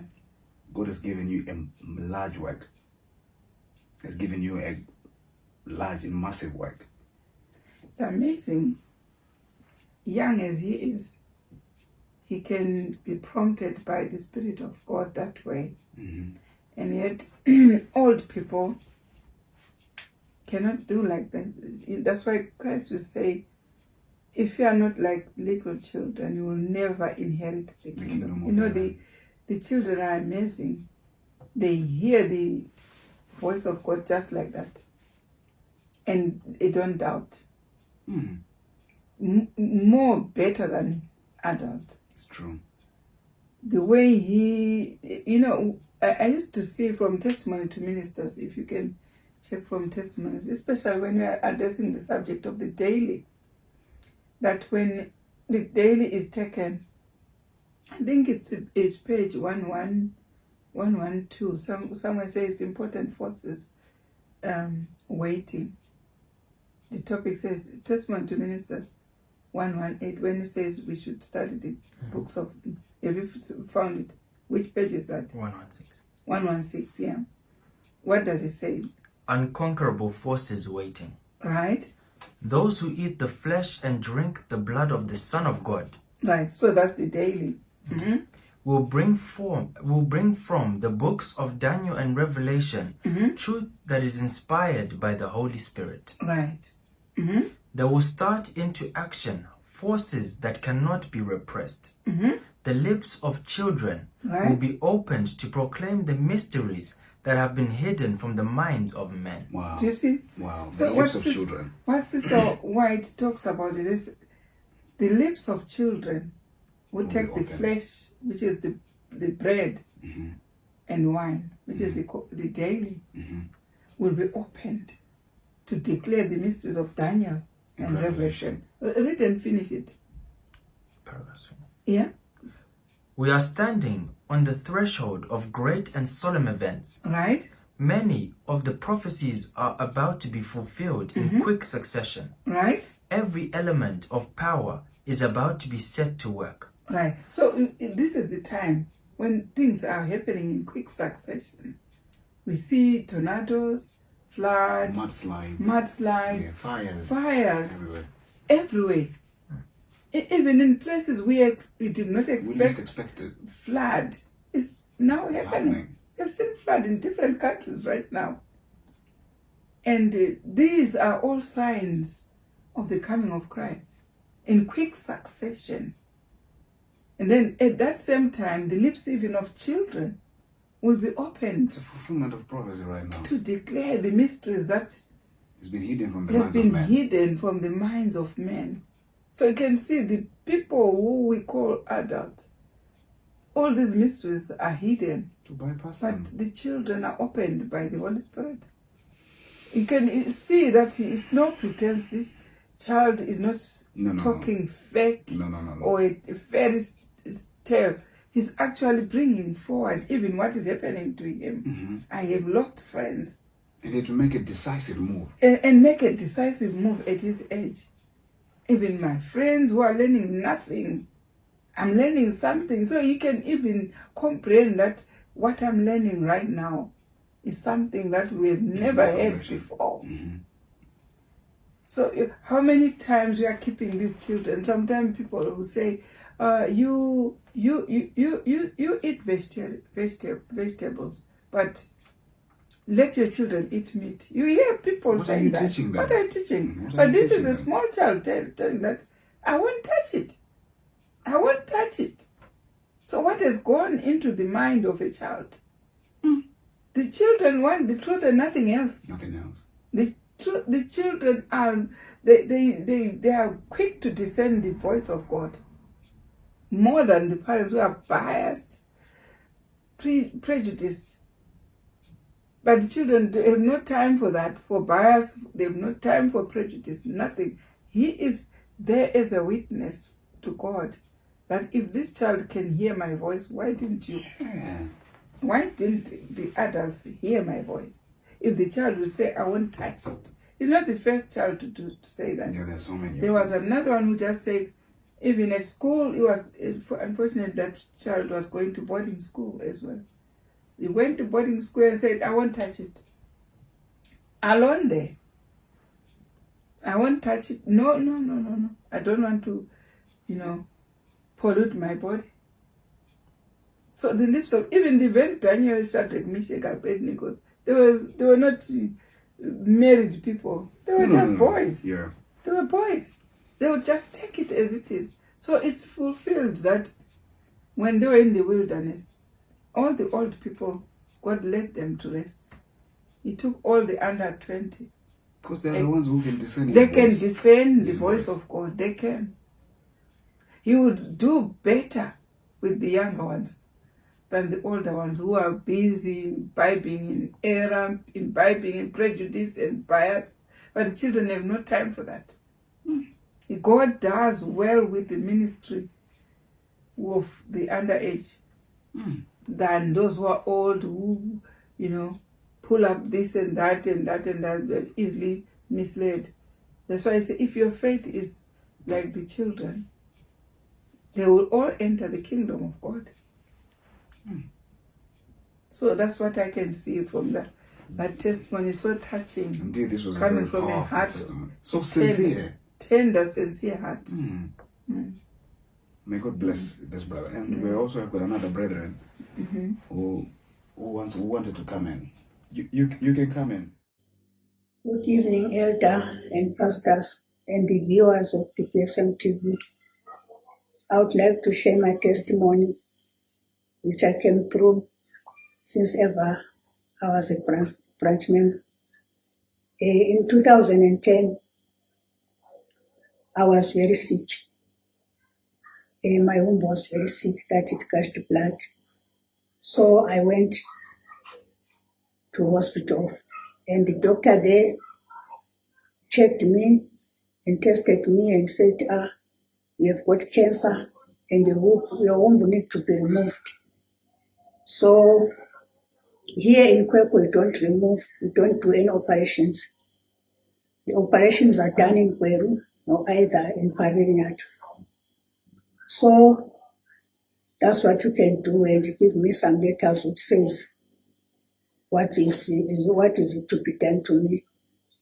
I took them. Then when I got home, I found my son in South Africa. Then he said, Mom, you can come this side, because in Harare and Bluewell, in Kweru, there's nobody to take care for you when you are sick.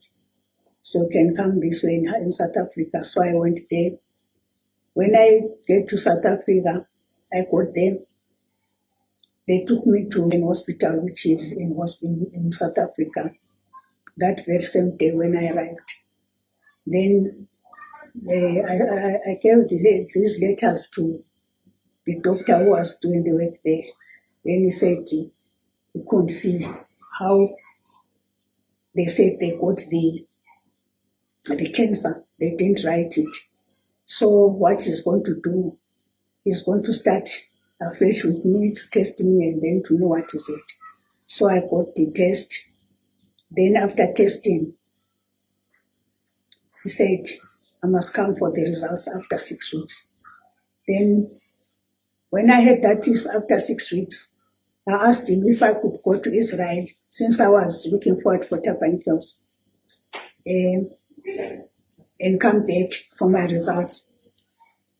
Then he said, you can go, really. Israel is a place of worship. You can go there and pray for me, so that when you come back, we could manage to treat you the very thing which is worrying you. Have a nice prayer to God there for us. Then I said, where do you come from? Then he said, I come from Zambia, Malawi. Then I had a surprise why he knows these 3 times a year feast, which was a surprise to me, but he's not going there. Then I was a person, since ever we worshipped, who believed in taking daily, twice a day, and all the Sabbaths, and the new moons, and the three times a year we feast in Israel. So I was keeping those.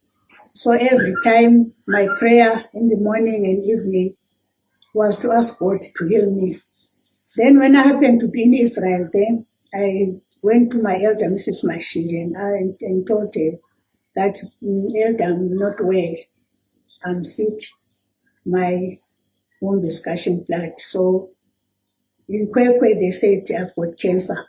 But in South Africa, they put me to test. So the test will be after 6 weeks. Then I'll go back and see what they proved about me there. So he said, all right, Coco, we'll pray for you. Then when the day of praying came, then he she went and buy some anointing oil, and they prayed for it and anointed me and some other brother, and then he said, you will be well. Then I believed, since he had written a verse which was saying, if you are sick, tell your elders, then they pray for you. Then when you believe, you'll be healed. So when I went back to South Africa, I waited for the day of taking results, or the results. When I went there, they said they didn't see any cancer in their test, but they could see another black shade in the picture, which shows that there's something which is need to be operated and see what is it. So they said, you still want to go for operation, but we haven't seen any cancer. Maybe when you operate, you can prove something. So I went there and I was operated, but they said they didn't cancer. But they said, what we saw some other pimples, which maybe they have stayed with you, they were going to be cancerous. So, but all in all, we took off the womb and left what is right, but there's no cancer as they had said. I praised my Lord. I praised my God, who made me be healed out of such a disease which is so dangerous in everybody, which is known as the disease which is not, you can't heal it when it stays there.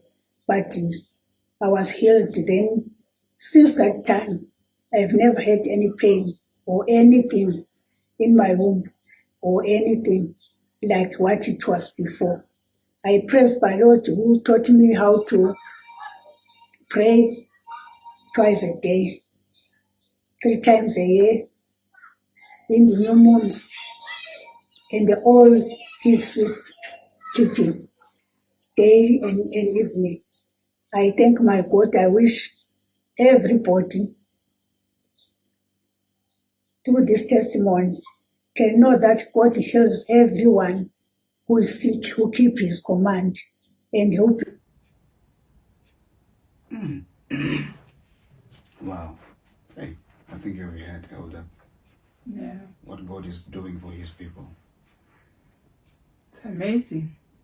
Indeed, it is amazing. Yeah, because I remember she really came, and I was also amazed when she announced that she's one of the greatest pioneers when I started. So I knew her for a long time. In actual fact, to where I was worshiping, I used to worship with her.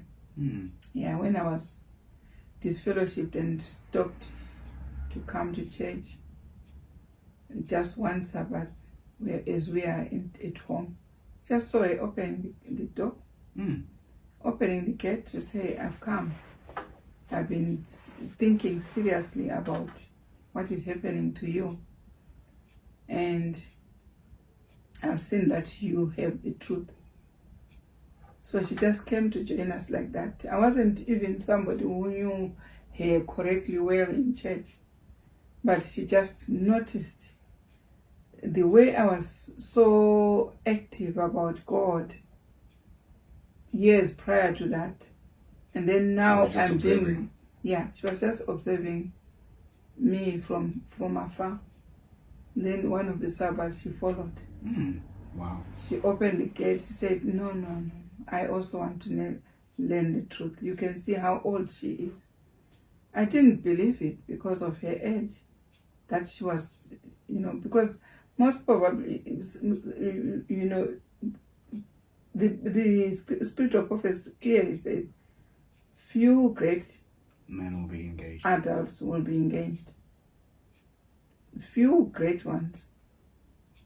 It says so in Testimonies, volume 5, page 80. So I wouldn't expect somebody as old as her to understand truth. And to keep up until and even to stop eating flesh. I wouldn't, there are some people you can, which is not right really it's being human. judge in your brain to say this one will never. But I was so amazed to see somebody of her age actually coming to join me and say, you are right. She strengthened me. Wow. She is a woman of faith. The way she, as old as she was, but she wants the Bible as per letter. As per letter, no two ways about it.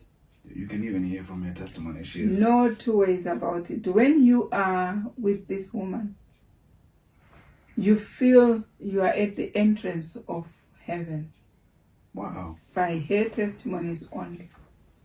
She's one of the older women who really gave me support, strengthened me.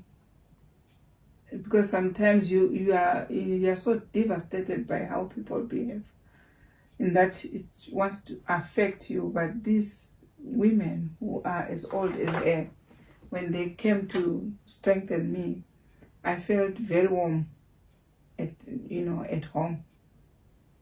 They were quite a support to me. And more also her, because she is one person with a single eye. She doesn't beat about bushes. When it's right, it's right. When it's wrong, it's wrong. There was so much pain when she told me about her diagnosis. Yeah, it was devastating. I cried to God, not her. She's what we call original to me, OG. And when I see her, I see somebody who supported me from the From the grassroots. very beginning. Yeah. So not her. And God heard our prayer. God intervened. It's amazing. God intervened. To be And honest, I I'm was happy. speechless. After 6 weeks, when she phoned me to say there's nothing. Mm. And it's quite a while ago.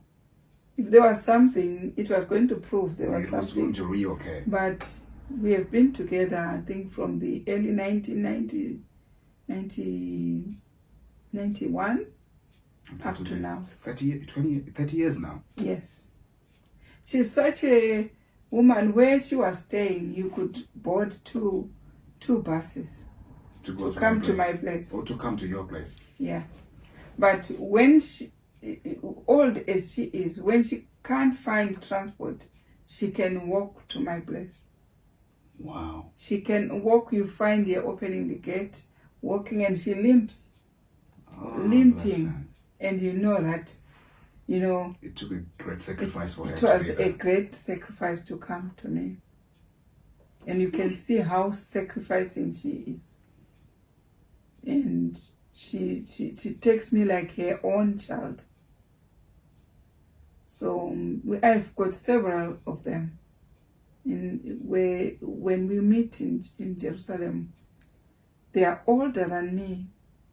And, sometimes it makes me cry to say, oh Lord, as old as they are, what are they doing looking at a small child like me and listening and taking the word as it is, as I preach to them?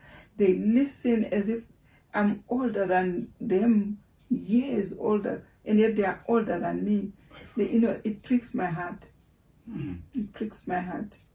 They leave a lot of, problems in my heart to say, who am I to address such old people? And there are several of them, and even several men who are old, who come even in their sticks, only to listen. To come and listen. Only to listen. It breaks my heart. And I said, it's me supposed to be sitting there Should be vice versa. listening to them. To their years of experience, wisdom. Yes, and they are much more qualified to preach this message than me.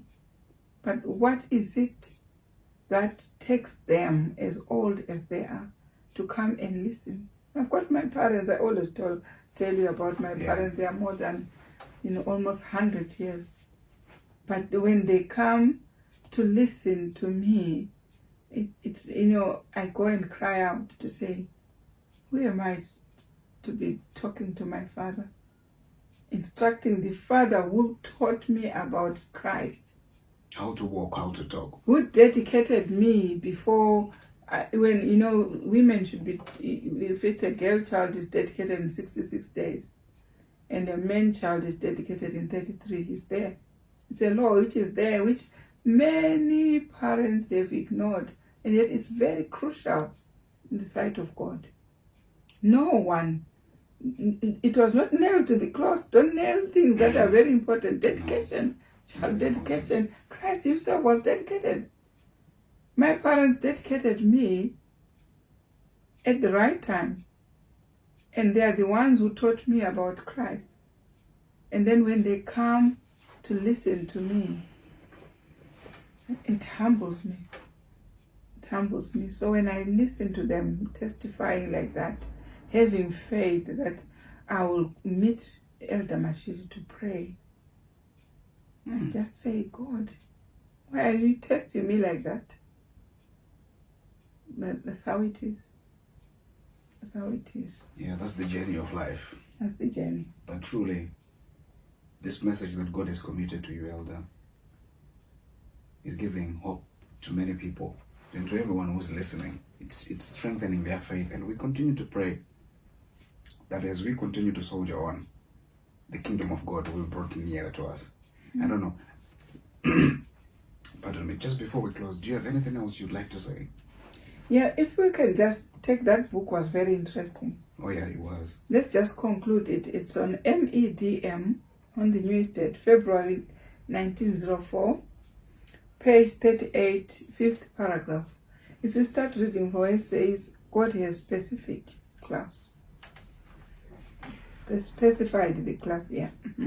God has specified the class of substances which are the best food for mankind. God has specified the class of substances which are the best food for mankind. That's why we read Genesis chapter 1 verse 29.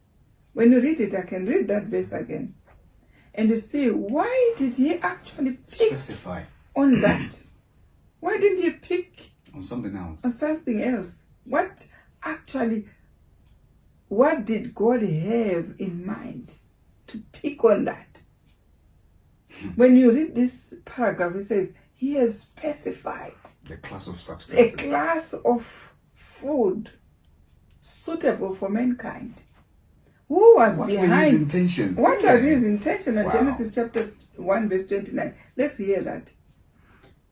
And God said, Behold, I have given you every herb bearing seed, Right? which is upon the face of all the earth, and every tree, in the which is the fruit of a tree yielding seed. To you it shall be for meat. That is the original statement that God has given to mankind. And even in the animals, he specified. Let's hear animals, verse 30. And to every beast of the earth, and to every fowl of the air, and to everything that creepeth upon the earth, wherein there is life, Right? I have given every green herb for meat. And it was so. So the fowls, the birds. Have you been to a hospital for the birds? And this is a bird's hospital. The hospital which is here on earth is for humankind. Why? Why can't we just think beyond that point? To say that the human being changed Genesis 1 verse 29. The bird did not change it. The kudu, fox, they did not change Genesis 1 verse 30. But the human being changed. If we think beyond that point, then we understand that God has specified the class of substance which are the best food for mankind. Right? Read on that paragraph again. And what else?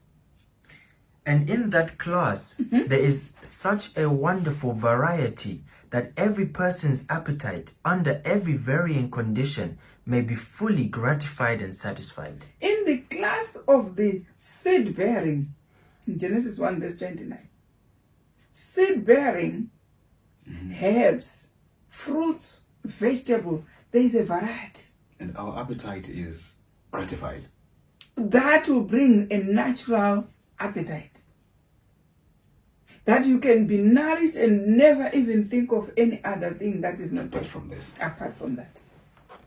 And you eat and enjoy and you have a good day, a good night's sleep, drink water and enjoy life to the best. Otherwise, so many times we hear so many ills, it's all coming from, are you in the best kind of this class of food? Yeah. Or are you putting something else?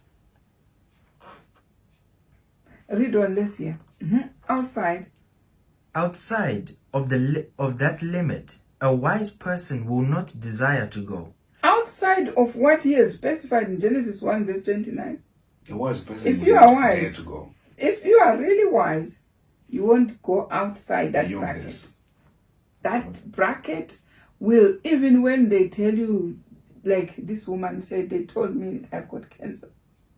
You know for sure you are in the class which will make sure, because if you read about cancer cells, they say everyone has got cells circulating. Yeah.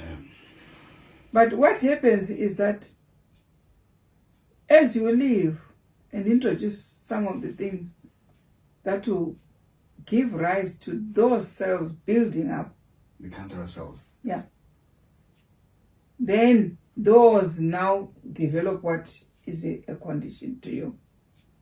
But otherwise, everyone has got them circulating.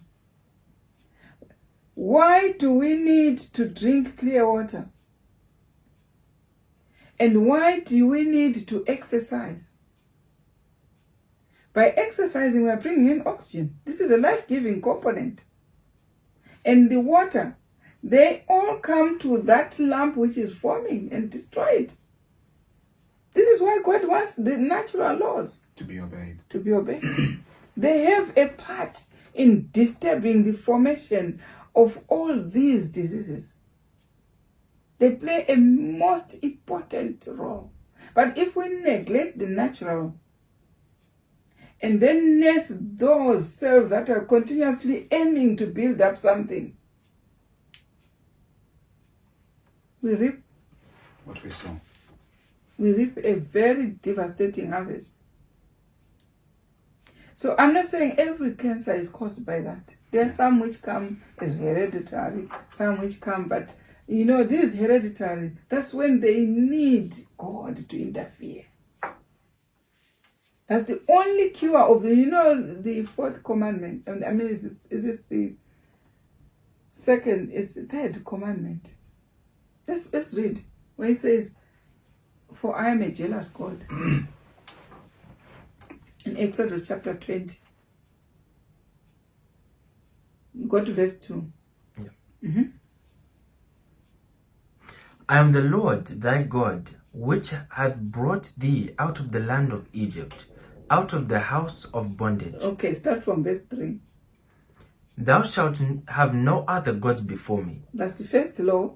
Second, Thou shalt not make unto thee any graven image, or any likeness of anything that is in the heaven above, or that is in the earth beneath, or that is in the water under the earth. how many have graven images?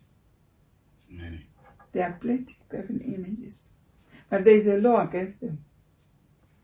Right? And let's hear the end of that law. Thou shalt not bow down thyself to them, nor serve them, for I, the Lord thy God, am a jealous God, And what? visiting the iniquity of the fathers upon the children, unto the third and fourth generation of them that hate Is this me. not heredity? It's hereditary. So this law, he says, I visit iniquity of those who make graven images and bow them. What is to bow to the images? Is to attend to it. Would it be a statue in my house and I'll be attending to it, making sure it's well cleaned every day, no dust, no nothing. I'm attending to it. I'm lifting my eyes to it. God says I'm a jealous God and I visit iniquity of the children to the third and fourth generation that do not obey me. We say we have 10 commandments. There is a commandment that we are not obeying. And what? And shewing mercy unto thousands of them And that love me. then, when you are in the generation which God is visiting, the third and fourth generation, because He's a jealous God, and then one child among that generation in the hereditary tendency, one child is found by God not joining others in reverencing those idols. God shows mercy. Okay. He says, I'm showing mercy unto Them that love Him. those that love me.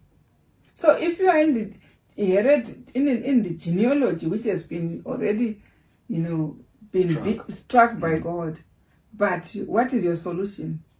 Go back to the commandments. Turn back to God. He will show mercy to you. Amen.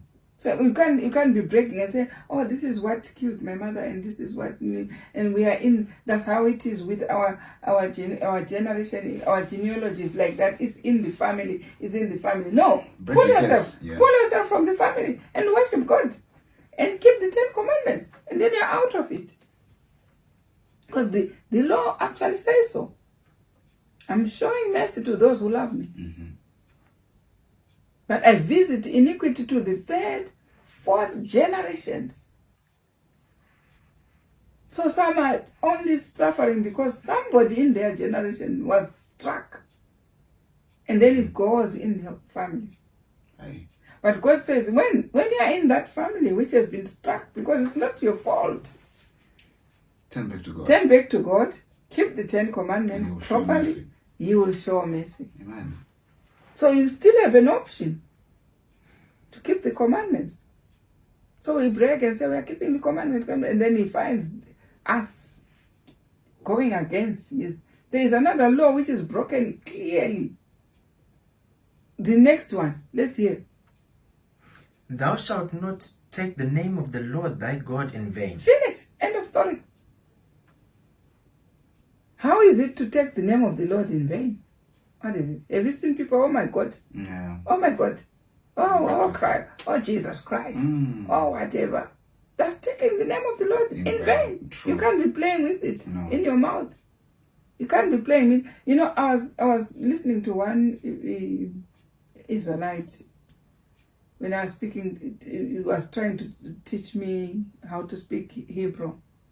It says in our nation we used to, when we are mentioning the name of the Lord, even when you are writing with a white pen or blue pen or black pen, but there was a pen which is golden, which when you are mentioning we are writing the name of God, You use that one. you use that one.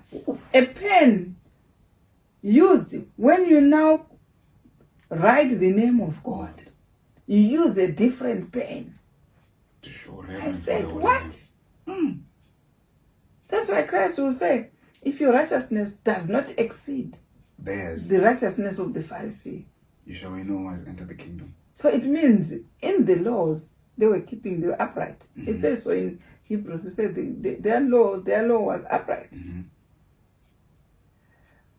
But it's only when Christ came, they did not actually understand Christ, but their law was upright there. Because when you find, they would change the pen only to write the name of God. What reverence is that? But look at And our then generation. look at our generation, you just, oh my gosh, oh my gosh, oh my God, oh my. We've never met God, but we just mentioned the name just like that. Recklessly. There is a law in the Bible that says, thou shalt not mention the name of the Lord in vain. Nice. And Yeah. we are talking about them in vain, and yet the name will be addressed in sincere reverence, because it's somebody who created you, who knows what you look like, even in your interior organs, which you don't know. How much reverence would that person need? Yeah. Nice. Yeah. Nice. So, where you are reading, you just The concluded paragraph. the paragraph. Have you finished it? Last sentence. Last sentence. Outside of that limit, a wise person will not desire to go. And if, through some abnormality, his appetite craves something else, he will as speedily as possible educate it to delight only in that which is really good. Right. Sometimes you have to, you feel, I need this, which is outside the bracket of Genesis 1 verse 29. Says what you should do is, if you are craving something else, you will as speedily as possible educate it to delight only in that which is really good. Amen. So you are craving for food. And then something tells you, oh, okay, let's go there and buy chicken and what. Start educating your brain. To get used to that which is good. Get used to that which God says is good for you. And by so doing, you prevent a lot of stress. A lot of things. And God, actually, is pricked when he sees people who adhere to his diet.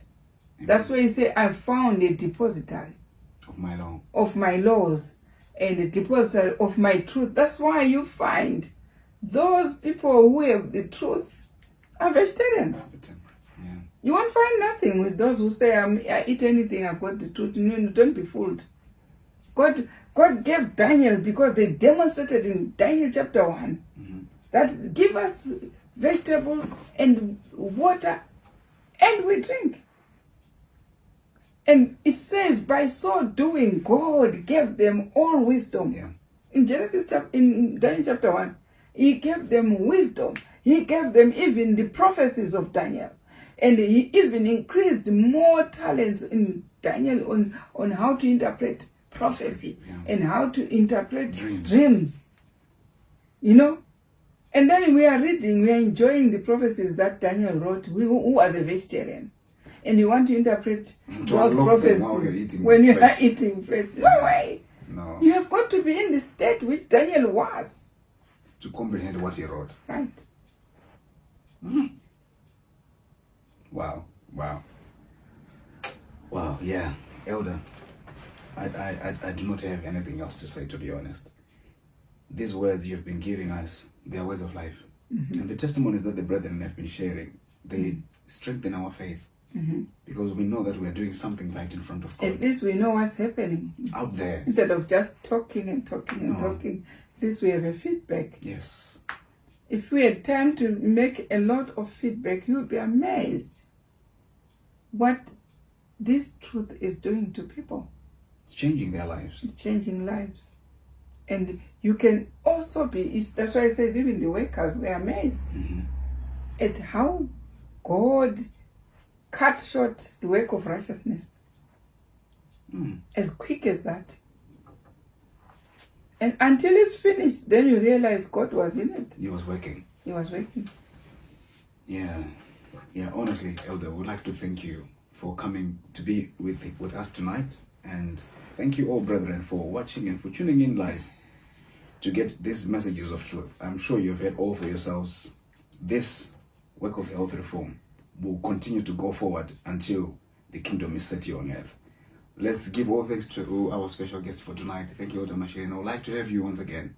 Yeah, because you have requested that you want we are waiting on that, and we're still gathering. I'm preparing it for you. Okay. when you come, I'll give you the testimony, and whoever wants to hear more. You have heard it for yourselves, brother. How also I got this message. Yes. And what has been transpiring until now. Amen. And thank you, brethren, and we wish you all to have a lovely Sabbath and enjoy all the blessings of the Sabbath and grab everything you can grab from the throne of God. Blessed Sabbath, yeah. May God bless you, and may God bless you too, Elder Mashiri, and Blessed continue Sabbath. to use you mightily. Blessed Sabbath to you too. Good evening, brethren. Bye.